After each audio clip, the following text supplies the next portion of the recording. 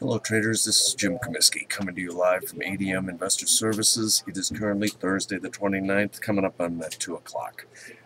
Give you some color on the metals complex amongst other things. First of all, the opinions that I am no doubt about to express are mine and mine alone and are not necessarily shared by ADMIS. Okay.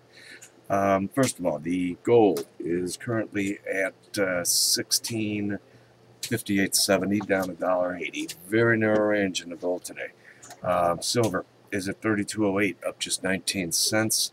Crude oil, once again, your featured driver here, down 256 to 102.85. It appears as though France is dead serious about opening up their strategic reserves and flooding the market with crude oil. Not that it's going to do a whole lot for the price of unleaded gas at the pumps, but we'll talk about that a little later. The stocks. S&P down just 7, 1393.5. Dollar index up just 5. Euro down 34, 132.94. All in all, today can be characterized as thin and choppy. Okay. Okay. Let's give you support and resistance on the silver and gold, shall we? First of all, the pivot today, which again will come in as first resistance here in the gold, is at 1666. Above that, 1677.5. Second resistance. Okay. Third resistance comes in at 1696. Support in the gold comes in initially at 1646.47. Okay. By the way, that's today's low. Below that, 1637. Okay. Pivot in the silver is 32.12. With silver currently at 32.08. Okay. That's going to act as small resistance. First support comes in at 31.57. Below that, 31.20. Resistance comes in at 32.49, and above that, all the way to 33.04. All right, on to the ramps. There's just so much to talk about.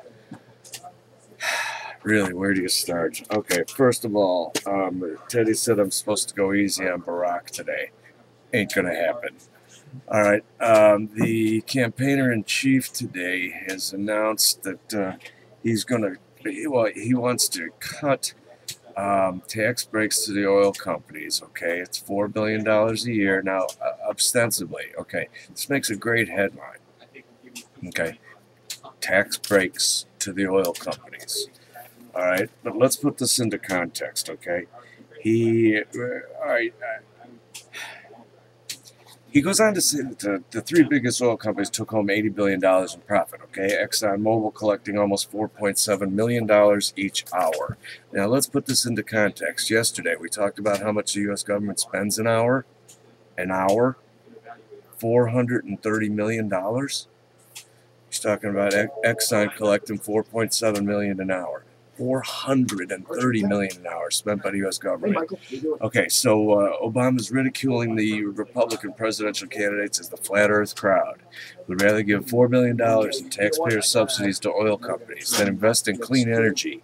Don't get me going about Solyndra. Okay, we've been subsidizing oil companies for a century. That's long enough.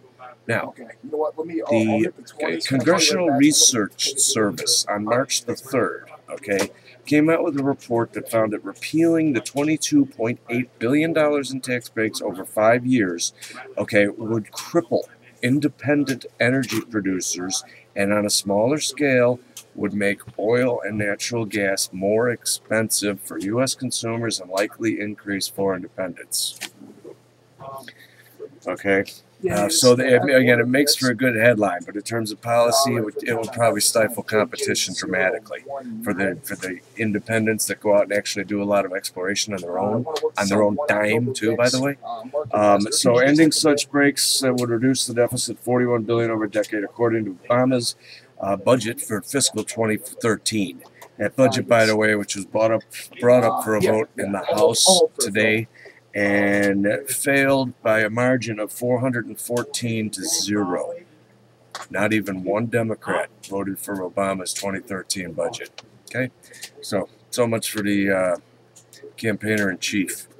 All right, now, by the way, okay, the tax breaks for the oil companies, the Jay Carney, White House press secretary, had no answer as to why Obama supported tax breaks for oil companies as a senator in 2005, but now opposes them as president.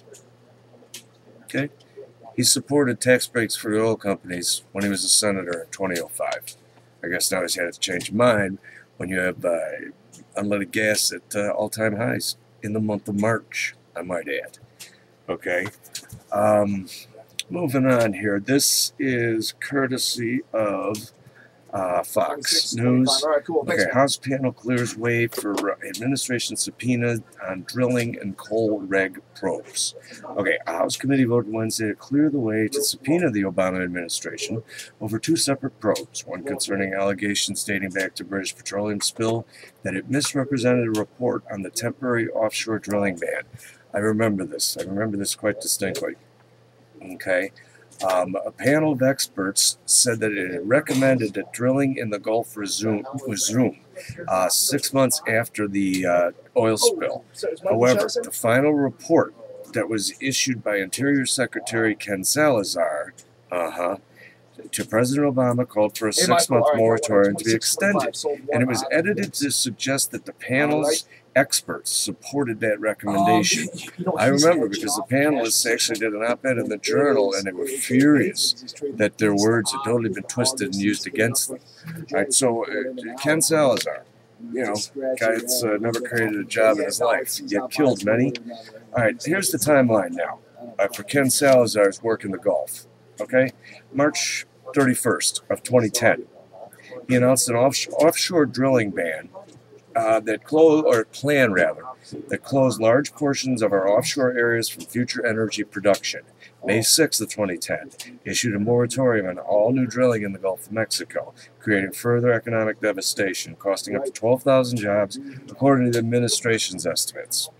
Okay, I wonder how many waitresses and waiters in restaurants and diners along the Gulf were included in this 12,000 job total. Gotta wonder. May 17th, Bureau of Land Management finalized rules, first announced by Secretary Salazar on Jan 6, 2010, to establish more government hurdles to onshore oil and natty gas production on federal lands. May 28th, officially lifted the moratorium on shallow water drilling and continued to slow walk the issuing of permits, creating a de facto moratorium.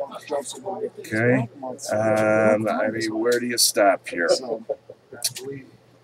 In November 18th, 2010, an Interior Department presentation showed that they plan to postpone new lease sales in the Gulf of Mexico till 2010. December 1st, effectively reinstated the ban on offshore drilling, placing the entire Pacific coast, Atlantic coast, and Eastern Gulf and parts of Alaska off limits to future energy production until 2017 at the earliest. All right, so Ken Salazar's track record with regards to stifling energy production in this nation is just absolutely incredible. This is our Interior Secretary. Yeah, I'll check it out. Send me an email. Thanks, Michael. It is what it is. I could go on and on. What are we looking with time here? Okay. There's a lot we could talk about here. A lot more we could talk about, but I know that I'm getting a little long-winded. Okay, big shout-out. Big shout-out to my mate down under here, Greg Thiel. Greg, if I mispronounced your last name, could be Greg Thiel, probably Thiel. But I want to thank you very much for sending me a link to Armstrong Economics. It's a tremendous site. And yes, I have been following Armstrong for a while. But I came across this, the anatomy of a debt crisis that appears only Julius Caesar ever understood.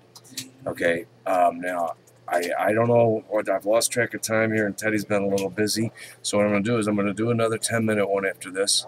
Okay, but I'm going to wrap this one up so that I can easily upload to YouTube. This is an absolutely brilliant analysis to a housing crisis that occurred in 53 BC.